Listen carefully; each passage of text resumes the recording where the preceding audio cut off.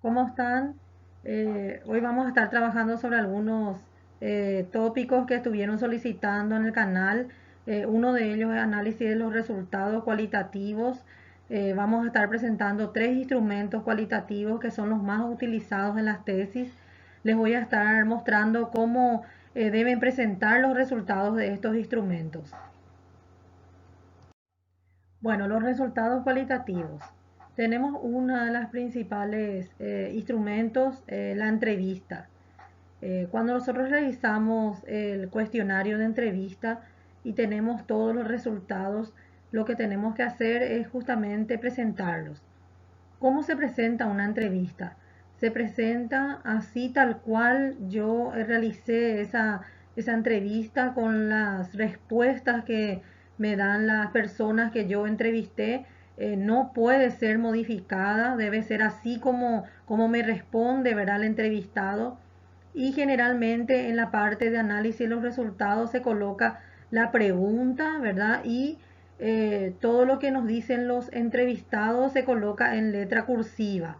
Si yo tengo dos entrevistados, entonces puedo poner E1 y coloco lo que dice el entrevistado 1 y E2 al siguiente entrevistado. Y así sucesivamente.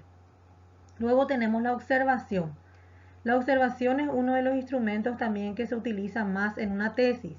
Esa observación, por supuesto que debe ir primero, ¿verdad? Una ficha de observación donde yo coloco, ¿verdad? Teniendo en cuenta mi objetivo específico, ¿verdad? Coloco cuál es el indicador que voy a ir a observar, ¿verdad? Yo no puedo ir a observar en el contexto donde voy a ir a hacer mi investigación y yo no llevo esos indicadores o esa ficha de cuáles son las cosas que yo voy a ir a observar, ¿verdad? Una vez que yo tengo los resultados de las observaciones, que lo ideal es tener entre 3 a 5 observaciones, lo que hago es presentar en el análisis de los resultados la observación tal y cual y lo realicé, ¿verdad? Y generalmente en esa parte de los resultados donde colocamos resultados cualitativos, ¿verdad? Colocamos observación y colocamos los días, ¿verdad? Día 1, día 2, día 3, ¿verdad? Los días que ustedes fueron a observar. Y ahí con las características que fui a observar, ¿verdad? Teniendo en cuenta, como les dije, los indicadores. Luego tenemos el otro instrumento que son los documentos, ¿verdad? O la famosa ficha, ¿verdad? Documental que nos vamos y observamos, ¿verdad? Dependiendo de qué es nuestro tema de investigación, ¿verdad? Esa ficha documental debe estar relacionada con cuáles son los tópicos, los indicadores, ¿verdad? ¿Qué es lo que yo voy a extraer de ese documento? ¿Verdad? Yo debo analizar lo que voy a extraer de ese documento, ¿verdad? En esta parte documental, como instrumento, la ficha documental siempre es un desafío para la persona que está haciendo la investigación, porque requiere que esa persona analice primero el documento y extraiga cuál es el indicador que es lo que está buscando, ¿verdad? Justamente teniendo en cuenta sus objetivos específicos. Y para ello necesita esa persona tener, ¿verdad?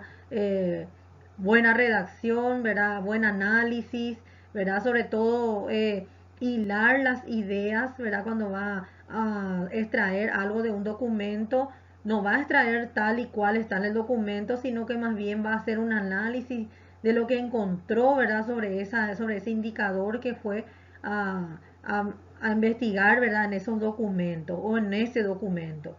Entonces, estos son los tres instrumentos que más se utilizan en los resultados cualitativos. De hecho, que cuando yo tengo instrumentos como entrevista, observación y en este caso los documentos, no van mezclados con los resultados cuantitativos, ¿verdad? Van separados. Eso es muy importante porque hay veces que en las tesis vienen todas mezcladas, ¿verdad? Y eso entonces hace que cuando el revisor de la tesis o los miembros de la mesa no comprendan muy bien qué es cuáles son los resultados cualitativos y cuáles son los cuantitativos. Entonces aquí les estuve mostrando, ¿verdad?, cómo van a presentar en este caso estos tres instrumentos. Muchas gracias.